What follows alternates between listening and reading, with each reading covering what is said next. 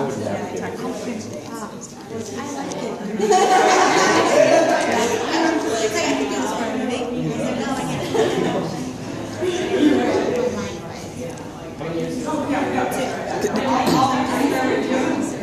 Good evening, this is Occupier Kaylin coming to you live again from the Des Moines Social Club. The same posters are here for the different boycotts that have been done in the past on various issues. They're still up on the walls. They're going to be on the walls for a little while longer, but tonight I'm bringing to you live a Justice Movement's youth panel discussion. Several young activists, the next generation of activists, will be talking about justice movements and related topics, things like that, so it should be good. And this is good that the youth are taking up the cause of doing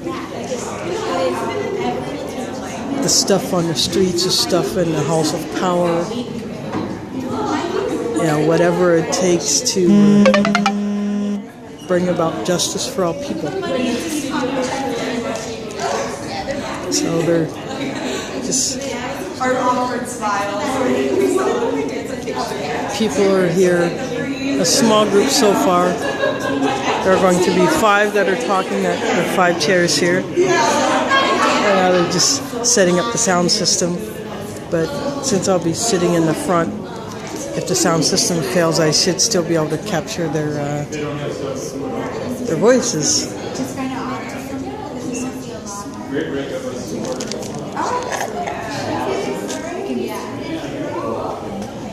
Some friends in democracy now.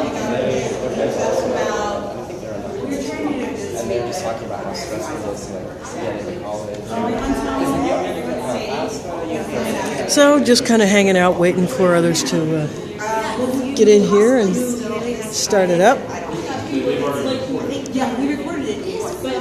In the meantime, if you missed my last stream while I was here, I'll give you a close-up of some of the posters that are here. It's Montgomery Honor Roll. This is all those people who took part in marches from Montgomery, Selma, Alabama, during the height of the Civil Rights Movement before Dr. King was assassinated.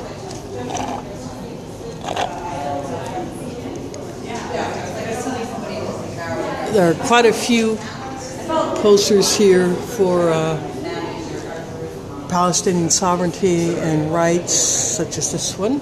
It's the apartheid wall.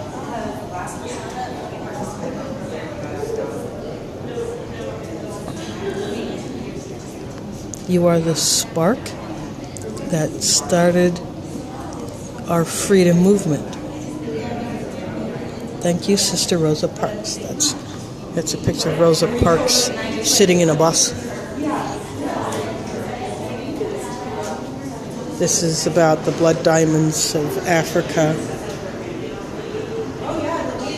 and protesting the South African apartheid movement. This is one boycott Gala Wines because the vineyard workers were oppressed, and just all kinds of things.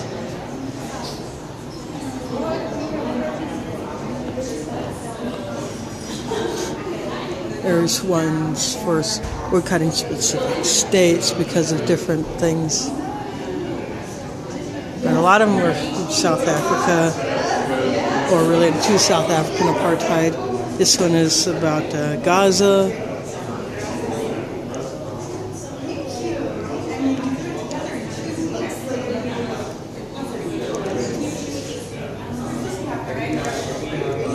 Alto Arizona, Stop Arizona, Enough is Enough, Stop SB 1070. That would have been a bill to allow for basically questioning anyone's citizenship, even if they have ID. Just all kinds of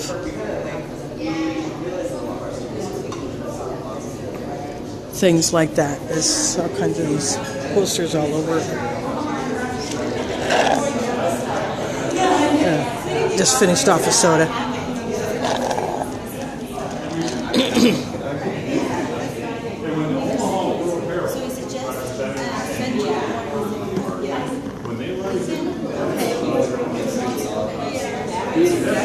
A few other people are it's just supposed to start at 7, so might have a small number tonight, but that's okay.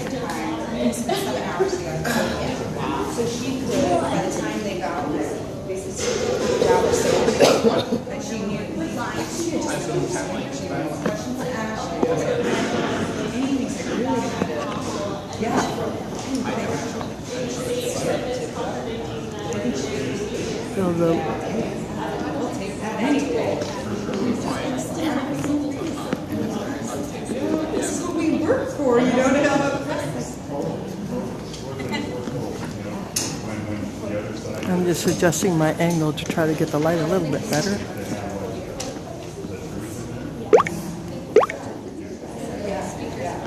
Okay, this is months and months and months, even though it's a moment, but it's work for that moment. again, for those just joining me, this is Occupier Kaylin coming to you live from the Des Moines Social Club.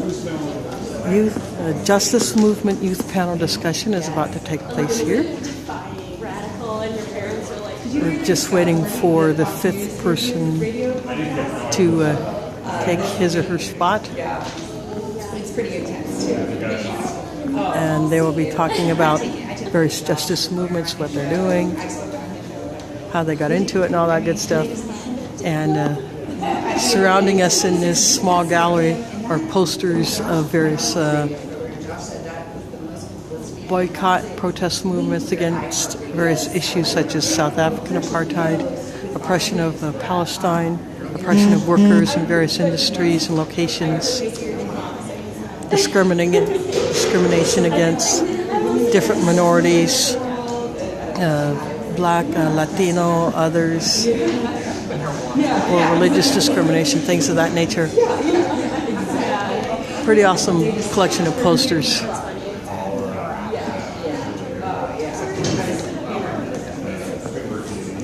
Thank you. I can't believe it.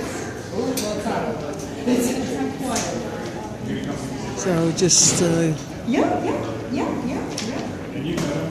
little intimate discussion. For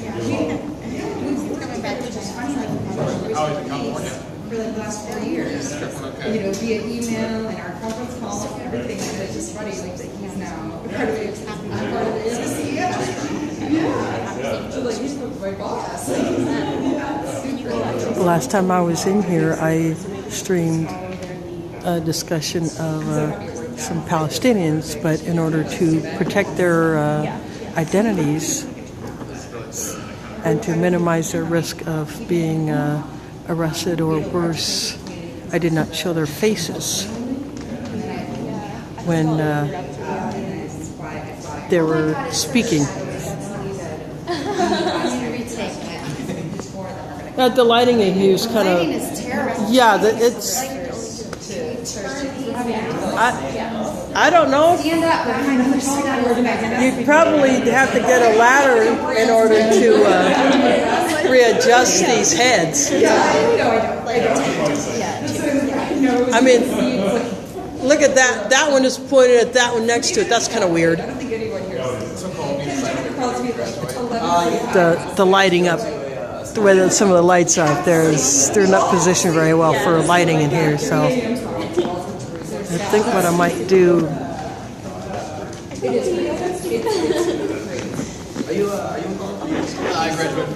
Yeah, I think that's a little better. I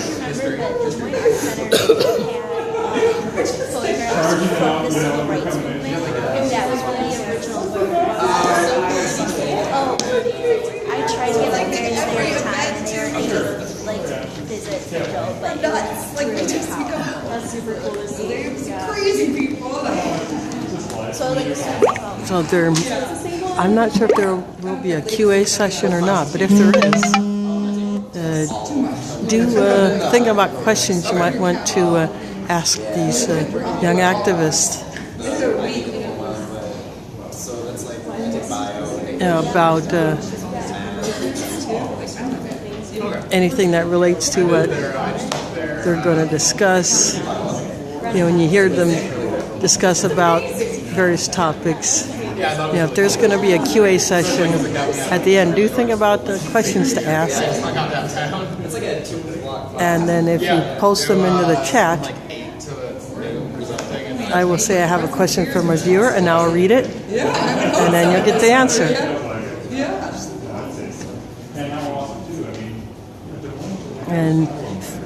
And while we wait for this to begin, Thursday, 7 o'clock Central Time, I will be back here for Rabbi Brant Rosen, a rabbi from Illinois who supports Palestinian sovereignty, Palestinian rights, and is very outspoken against Israeli oppression, on the part of the government, the military, and the illegal settlers who are still messing with Palestinian land as we speak, maybe.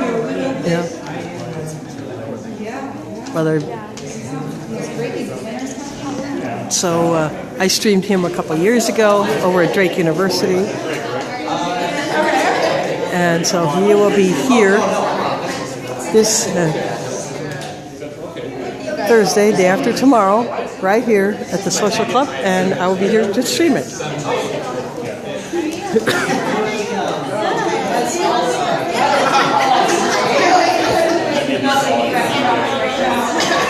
The guy here is going to take pictures. The American Friends Service Committee is one of the groups that is sponsoring this or facilitating it, helping them make some of the arrangements to get in here.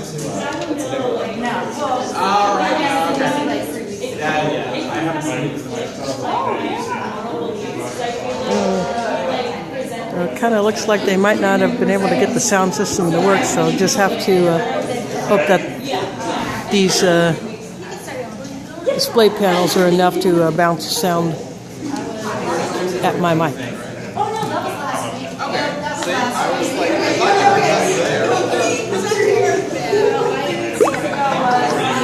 But if something is not right with my stream, do give me a yell in the chat.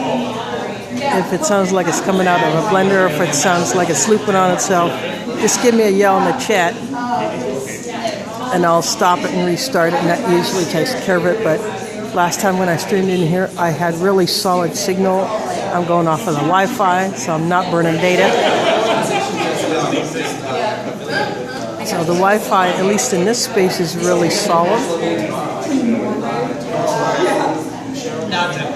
And if the Rosen speech is in this space Thursday, then I should have no trouble with the stream here.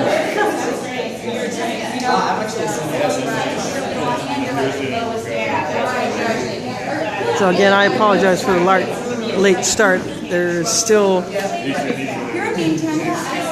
not quite ready to get it going, so I don't know what the delay is, but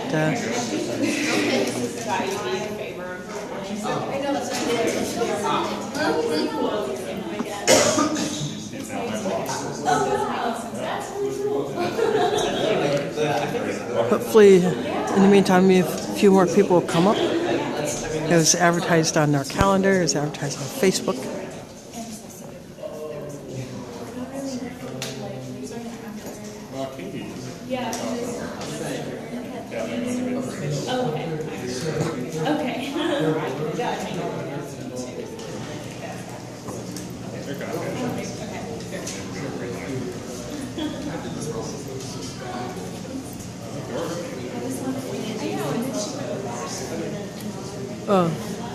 Yeah, one of them just went down there, down those steps.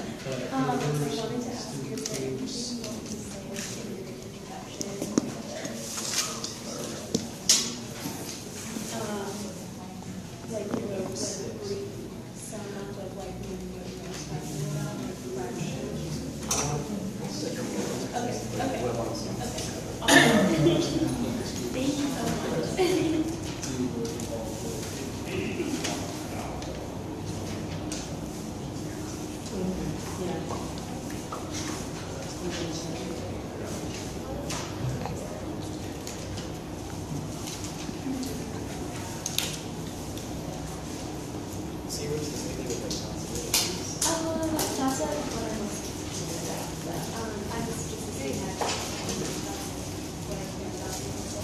Yeah, me too.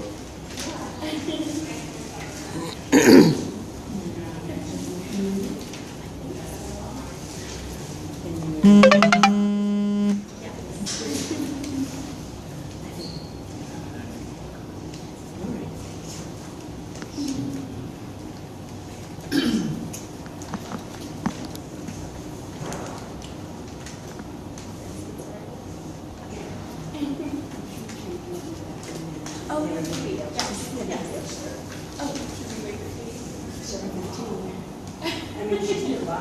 Yeah, she just went down those steps.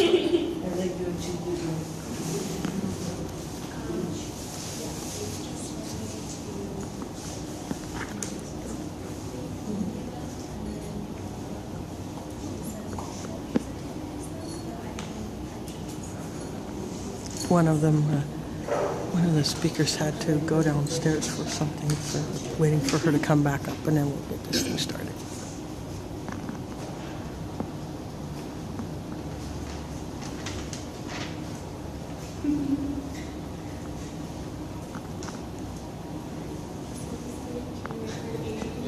Sure. Okay. Well, thank you.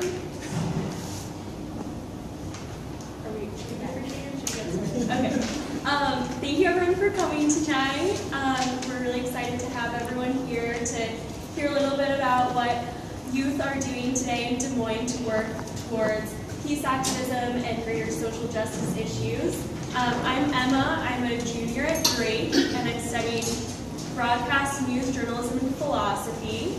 And I'm just going to be the moderator tonight, so I'm going to give everyone just a couple of minutes to introduce themselves briefly before we get started on some questions. If you want to go ahead and start. Hello, my name is Cole Rayline. I'm a senior at Central Academy downtown. I work with the Des Moines Student Activism Network. We got started back in December after the grand jury decisions in the Mike Brown and Eric Garner cases. A lot of students were really interested in getting involved with those issues here in Des Moines. And so we realized that a lot of students don't have access to that kind of those kind of resources. So we decided we'd set up our own organization, and since then we've been working across a lot of issues. Specifically, we focus on like environmental justice issues, but also we work with the LGBTQA+ community here, and we also do a little bit of work with racial justice movements here. So, thank you. Hi everyone, my name is Kenyan Calderon. I'm a sophomore at Drake University. I also work for American Friends Service Committee, and for about a year or so I've been telling my story because I'm a dreamer, to motivate others to pursue higher education and to not be afraid to embrace who they are. I'm Josh Skipworth. I have already graduated, which officially makes Katie and I the oldest people on this panel. I got my start kind of doing this stuff in 2007 when I interned for then Senator Obama's campaign, admittedly because I was trying to get a girl who was also interning for the campaign. And I kind of got hooked doing this. So now I work for the American Friends Service Committee's Presidential Campaign Project, which is working to address corporate domination of politics and policymaking here in America. I'm Katie Carter, and I'm officially the oldest person on this panel, like a dinosaur compared to everybody else here. But I'm the AFSC's Middle East Peace Building Associate, and as an undergraduate, I was the founder of the University of Nebraska at Omaha's Students for Justice in Palestine chapter many years ago. But now I work both locally across the Midwest, working with students at Drake University, University of Nebraska, organizing for Palestine, working on divestment campaigns, hosting advocacy efforts, as well as national and international efforts. My name is Kaya Carter. I'm an early grad from North High School. I currently attend BMAC, and I do racial justice activism here in town. That's about it. Thank you all for being here tonight. I think we're just going to start out by asking you all to explain a little bit about what brought you to the issues that you're so passionate about about and what motivates you on a daily basis to work for these issues that can be sometimes controversial, and what motivates you to keep working even though the struggle sometimes is great? Yeah, so kind of like I said in my introduction, a lot of students are really passionate about social justice issues, but they don't really have a way to get involved. But they have a great amount of energy to like get involved in that kind of stuff. So that's what motivates me, is seeing students get involved and seeing students do work that they didn't even know that they could do before. So my organization just focuses on putting students in contact with resources that they can do that kind of stuff. And so we've gotten started with, like I said, environmental justice work, and that a lot of students are really passionate about because, you know, the environment is what we're going to be growing up in. It's our future, you know. And so a lot of students, when they realize that they can get involved in the kind of campaigns like the Bakken Resistance Coalition, they just jump on it, and they have so much passion and so much energy about it. And that's really what motivates me, is seeing fellow students get so hyped about what we're doing. I think what motivates me is the fact that I come from an immigrant family and I'm an immigrant myself. And whenever I talk to, let's say, a high school student that doesn't know how to navigate the system to actually get a college education, I don't do much for them. I just let them know that it is possible for them to actually obtain an education.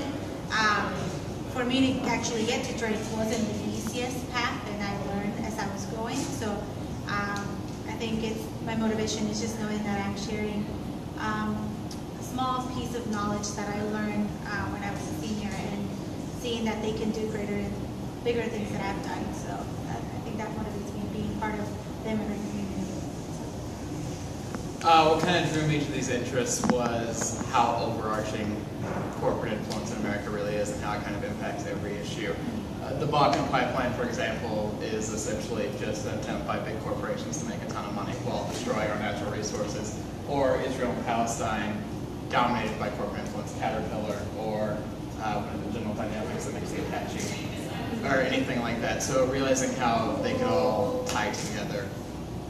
What motivates me is, I would say, the progress that this country has made over the past 150, 200 years. I graduated with a history degree, and we were just talking about kind of my Civil War obsession. I'm going to pick on Kathleen, who's not here right now.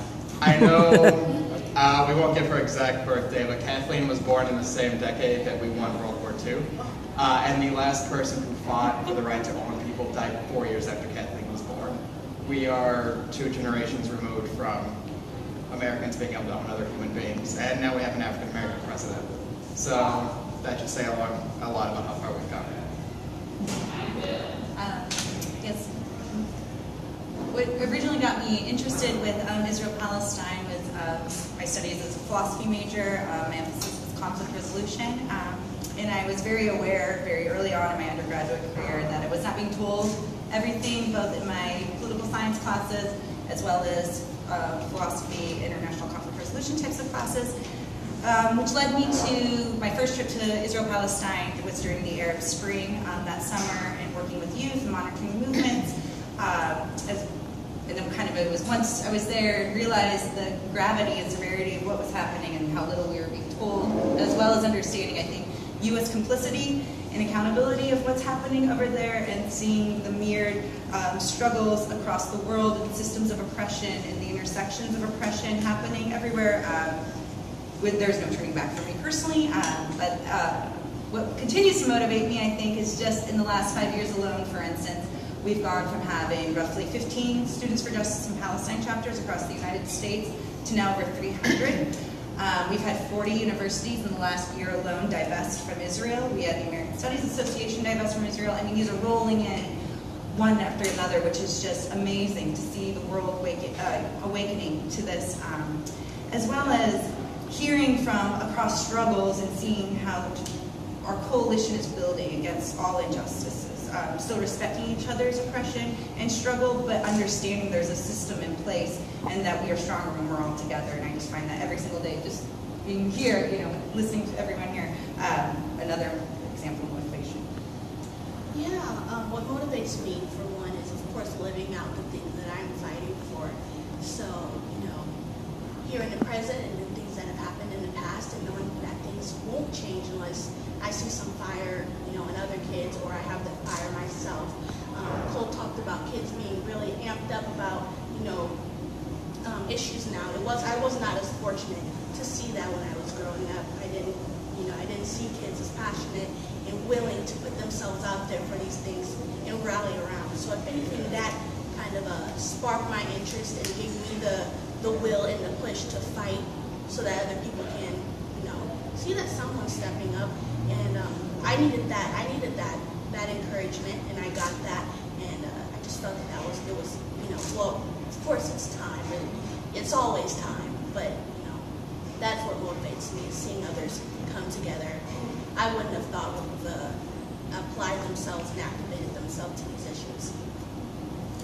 All right, so you guys talked about this a little bit, about it's nice to see those little rewards along the way. Like Katie talked about, seeing students for Justice in Palestine expand so exponentially. I'd like to hear you guys talk a little bit more about the little rewards you get every day in your work in activism, and maybe some bigger rewards that you're working towards later.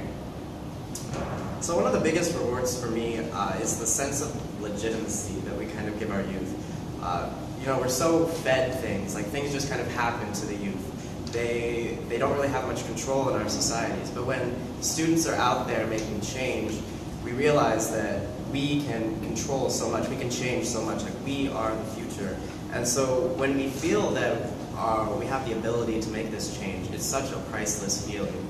And another reward would be the way that people get involved, the way students learn through this work. So a student, for example, could just be getting involved in environmental justice, but then they'll realize that we're also doing a campaign for example, we're doing a campaign later in May to raise awareness for trans rights. And so they learn that we're doing that, and then they can learn that there are other ways to get involved in other issues that they didn't even know they were interested at first, but then they realize that there's an injustice there. And so that learning that students have from getting involved in this kind of stuff is priceless, because just the consciousness that we gain from getting involved in one issue just kind of spreads out to all the other ones, and that's the biggest reward for me. I think the biggest reward for me is seeing someone open up and embrace the fact that that we came to this country in a way that many people frown upon it, and we get all these labels thrown at us as soon as we start to understand a little bit better like what our situation is. And I think that my biggest reward was I was sharing my story with this gentleman. I believe he's 30, and I was telling him about how I had come to this country as an undocumented immigrant, and how I did the journey through the border. And he was already married. He's already married, and we were having this conversation. And he opened up to me, and he told me his story. And he told me he had never even told that story to his wife. So that experience let me know the fear that my community lives in, and how they're not able to open up and talk about what they're going through or what they've gone through. And I think that was my biggest reward, that when Latino students, younger adults, see that I'm not afraid to, label myself whatever label they've given me and embrace that label, they are able to do the same. And the other reward that was kind of closer to me was I grew up always telling my story to whoever, and just breaking that wall of ignorance. And my brother and my sister were never like me until recently, and now they're not afraid to tell the same story that I've been telling to their classmates. And my sister's a sophomore, so about the Latino immigrant population here. And she came home very proud of herself. She told me, I told him I'm an immigrant, so that means you don't like me too, and I'm sitting next to you. And I think that was the biggest reward, that it's not just whoever I'm talking, but I'm also influencing, upcoming leaders that are my siblings and others. I think mine would be feeling like I'm contributing something to the betterment of my community and my country and the world, though, you know, that's arguable depending on the size and scope of what we're working on. To butcher a quote, far and away the greatest gift that life has to offer is to work hard on work worth doing. And I feel like that's not only my biggest motivation, but kind of the biggest positive of doing stuff like this.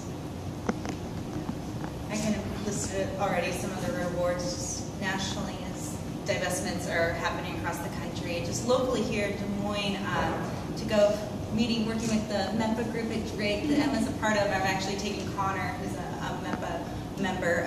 He was sick this evening, his place this evening. But to see just them, I just personally, you guys grow. I mean, it's been amazing. They had 5 students go to the National Students for Justice and Palestine Conference in Boston last October. 5. I mean, that's amazing. There were major universities that didn't have 5 students. That was just beyond, I mean, anything in my wildest dreams. And just to see them personally grow and the activities, the Dr. Imani event they just had a few weeks ago at Drake, linking struggles from Ferguson to Palestine to, I mean, just more events that you guys are going to be having in the works in the future. It's been just such an amazing, to me, that's my inspiration, is watching them.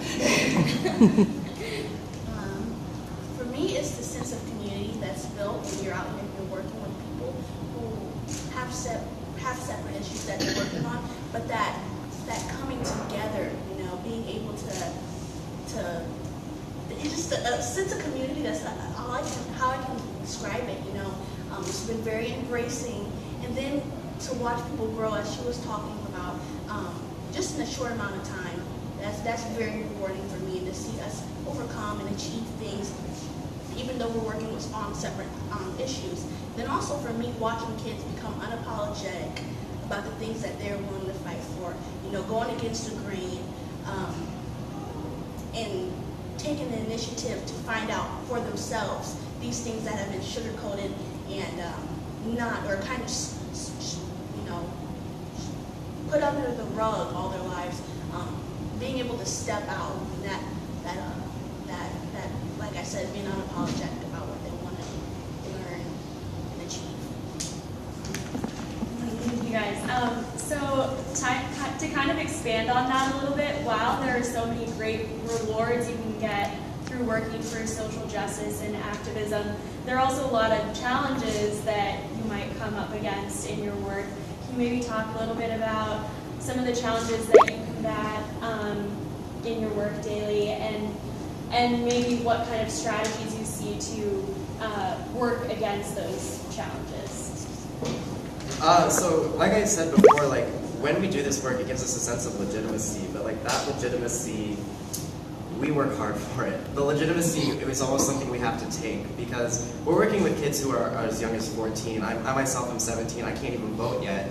But we're working with kids who are willing to go up against these people, these systems, learn about them, engage with them, and work to change them. And that's a struggle. It's often hard when people who are older than us don't take us seriously. So a lot of times, for example, at schools, like it's just hard to get around the little nitpicky things that schools impose. For example, at Roosevelt High School, we can't hang up more than 10 posters. That's such a silly rule, like, and it's something that's imposed for who knows why, but it's something that really prevents us from getting the word out in that kind of way. And so just things like that, like going up against the adults who are kind of trying to kind of put us down, is something that we really struggle against. And it's important. We try to tell the people that we work with that they are our equals when it comes to working on these issues, because even though we're young and they're old, we still both have equal places in this struggle. And so it's just really hard to get people to realize that we are their equals when working on these problems. I think for me is breaking the wall of different ideas and mentalities. I think that since I'm, my message is towards an immigrant community that not all of them, but most of them have different visions for their kids. sometimes they don't encourage them to, continue on to school. And even though their son or daughter might want to, and they might want to do something different than their parents are doing, that's not what is convenient for the family. As immigrant families, we grow up knowing that we need to stay together, work together, and help each other out, and that doesn't involve going away to school, and worrying about your education for 4 years or so. So I think that's been my challenge, initiating that conversations between the kids and the parents, and because I've had parents that don't want their kids to go to school just because they need their help. They need their help at home, but their daughter had other plans for her future. So that was my issue. Just how to make older individuals that grow up with this mentality, and how to take them away to see a bigger picture than just what they're seeing. I think what we're all going to say the same thing, basically, which is essentially to echo what Kenya just said in a little different way. Finding common ground with people and finding the ability to talk to people who disagree with you and who will always disagree with you, and come to the understanding that they're not bad people. You just happen to have a fundamental disagreement on something, and trying to find a common ground to bridge whatever gap that is and figure out where you can meet in the middle and achieve some sort of change. Likewise, just to kind of piggyback on that, I would say at the local level, especially we just saw it on Drake a few weeks ago on campus, the pushback of delegitimation attempts by larger structures. So it's called Hasbara. It's they're active efforts on U.S. campuses to silence, for instance, Israeli dissent. So Palestinian advocacy gets slammed in very ugly ways. On Drake a couple weeks ago, there were posters that were plastered as part of a national campaign across all campuses that had Palestinian advocacy efforts. And the poster said, what did it say? It said, Students for Justice in Palestine, #Jew haters. Yeah. So we did that, yes. You guys want to explain kind of a little bit? We just, I think a lot of people actually did initially think that the posters were related to our group in some way, which is kind of shocking because that is not the purpose of the Middle East Peace and Prosperity Alliance in any way. So then we actually worked with Hillel, the Jewish organization on campus, to help remove the posters, and we talked to the administration at Drake, and they were all very supportive of trying to combat that issue together. But it's kind of scary to think that there are those people on our campus that are working so actively to undermine peaceful movements. So I don't know. Well, alongside, combating how you bridge that gap with people who may think differently with you, or, with your ideas when they don't align. I feel like getting out the message with things is a bit hard sometimes, and rallying people together. A lot of us are kind of tech savvy. We have to be, Facebook can only do so much. So how do we, make those connections with people and, kind of step away from that? It's our go-to a sense. It's somewhat minor, but for me, it's just always been, how do I make sure that I'm not preaching to the choir here? How do I go about that? That's another thing that's came up for me. Okay, so you all are here because you're interested in working in social justice issues, and while you all work in different aspects of that field, there are some things that link you together. I'd really like to hear you each talk about a little bit about how you relate to each other, and maybe how you can use those similarities in order to benefit your own work and the struggle for social justice around the world as a whole. Yeah, so a lot of our work really does link together. Our organization is really multi-issue. Kind of like I said earlier, students realize that if there's oppression in one place, then there's bound to be oppression in every other place. And so when we tackle a certain issue, we always make sure to connect it to other issues. That way people know what's going on. And so a lot of that is just networking with different organizations, like reaching out and saying, hey, we're working on this, but hopefully you can offer some insight about how it impacts this. And that is really, really important. It really deepens our understanding of the issues, and it also really deepens our involvement in them too. So yeah, that's... Yeah, I think it all ties together. I think we are all, we're trying to be the voice for the Youth Prize community that we're each working for. And like you said,